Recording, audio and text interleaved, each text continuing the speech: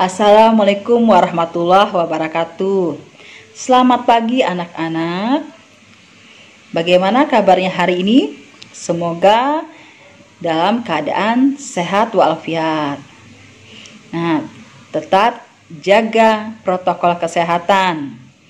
Rajin memakai masker, mencuci tangan, menjaga jarak, ya, hindari kerumunan.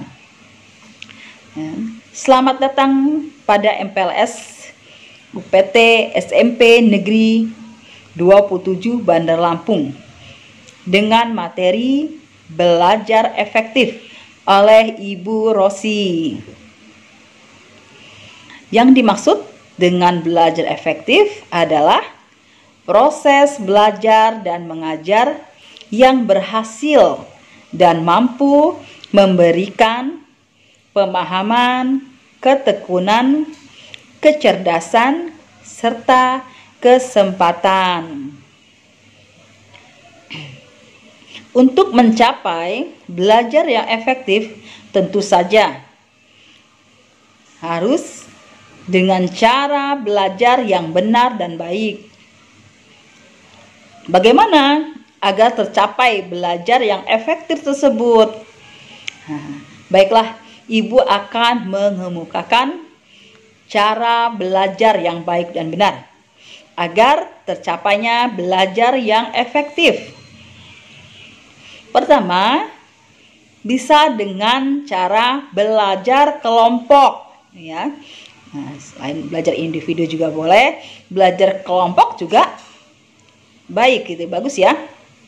Carilah teman-teman di sekitar lingkungan kalian. Kelompok bisa terdiri dari 3 sampai 5 orang, ya. 2 juga bisa, ya. Penting bisa bertukar pikiran bersama temannya. Ingat, tidak boleh terlalu banyak, ya. Apalagi sampai berkerumun. Nah, tetap jaga jarak, pakai masker. Kemudian yang kedua, kalian bisa dengan cara mencatat intisari dari pelajaran tersebut. Artinya kalian merangkum mana yang hal-hal yang penting, ya, pada pelajaran tersebut. Kalian rangkum dan simpan di dalam buku.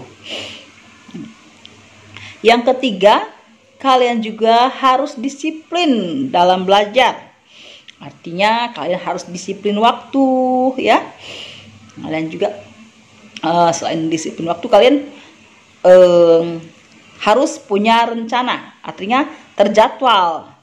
Misalkan hari Senin jam 1 sampai jam 2 jadwalnya belajar IPA. Kemudian istirahat, ya. Jam 3 sampai jam 4 kalian belajar matematika. Ingat, belajar juga tidak boleh terlalu berlebihan. Nih, ini juga merupakan tips, ya. Cara belajar yang efektif. Tidak boleh belajar itu terlalu berlebihan. Artinya kalian terlalu diporsir. Misalkan sehari sampai 5 pelajaran. Ya, cukup 2-3 pelajaran. Dan juga sebenarnya belajar juga tidak perlu sampai berjam-jam, ya.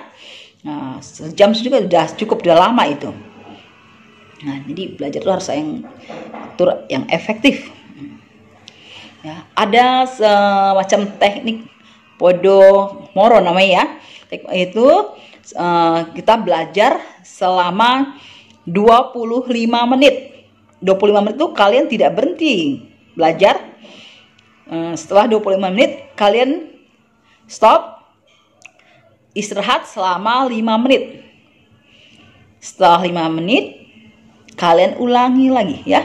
Kalian ulangi, belajar lagi 25 menit. Lakukan berulang sampai 4 kali. Setelah itu baru kalian istirahat, benar-benar istirahat, ya. Terserah berapa lama istirahatnya. Kemudian, ya, itu salah satunya tadi, kalian harus rajin mengulang ya. Jadi rajin mengulang pelajaran. Misalnya artinya kita belajar, kalian belajarnya 30% belajar. 30%, sisanya 70% tuh mengulang. Artinya mengulang tuh harus lebih banyak. Ya, dari yang dipelajari tadi, membaca 30%-nya, sisanya 70% diulang-ulang. Ya. Agar mudah diingat. Lalu berikutnya lagi, rajin bertanya. Kalian harus rajin bertanya dan ditanya. Ya. Artinya jangan malu bertanya pada guru atau teman yang lebih paham dari kalian. Begitu juga dengan kalian sendiri. Jika kalian lebih paham dari temannya, jangan sungkan-sungkan ya, jangan pelit ilmu. Silahkan ajarkan temannya. Jangan takut dia lebih pintar dari kamu ya. Baik, kita kalau mengajarkan teman, berikan ilmu pada teman, insya Allah selain dapat pahala, kita juga nambah wawasan, tambah pintar. Tambah mantap ilmunya ya. Nah, lagi berikutnya harus cukup istirahat ya. Kalian harus cukup istirahat, atur, dan makan yang teratur. Dan itu kalian juga harus rajin olahraga. Nah, rutinkan olahraga, itu penting ya buat meningkatkan imun kalian. Apalagi kan di musim pandemi ini ya. Nah, jadi olahraga, makanan yang bergizi ya, berjemur matahari pagi ya, sehat, cukup berjemur matahari tuh 15 menit sudah cukup itu ya. Nah, ya, tidur yang cukup ya, jangan begadang ya sampai tidur larut malam ya. Itu tidak baik ya, itu mengurangi imun kalian. Ya, agar tidak mudah virus menyerang kalian. Dikitnya lagi, kalian harus jujur pada diri sendiri. Jadi hindari menyontek ya, menyontek dari teman dan buku. Kalau ujian, di saat ujian ataupun ulangan, kalau namanya mengerjakan tugas, ya wajar lah ya. Kalau kalian tidak tahu, silahkan tanya teman, guru, maupun lewat Google bisa, lewat buku ya, di buku materi boleh ya. Dan kalian juga harus berlatih bertanggung jawab. Jadi artinya kalian, misalkan kalian ikuti malas ya, nah yang rugi siapa? Kalian sendiri kan. Jadi kalian harus punya tanggung jawab sendiri. Aduh, kalau saya malas-malas terus, kapan saya pintarnya kan? Yang rugi saya sendiri. Dan lagi ya, kita sudah ya, Ibu sudah mengungkapkan itu. Cari suasana ya, suasana kalian harus kalau belajar itu cari suasana yang kondusif ya. Suasana yang kondusif itu, misalnya hindari, misalkan kakak kalian sering nyetel musik yang keras, nah ya, adiknya sering rewel, suara menangis, kan mau tidak mau terganggu ya konsentrasi kalian. Jadi carilah tempat atau ruangan yang benar-benar kondusif, yang bisa mendukung agar kalian bisa lebih konsentrasi. Nah, itu saja ya. Bu kira cukup ya tips-tips yang Ibu berikan agar kalian bisa mencapai belajar yang efektif.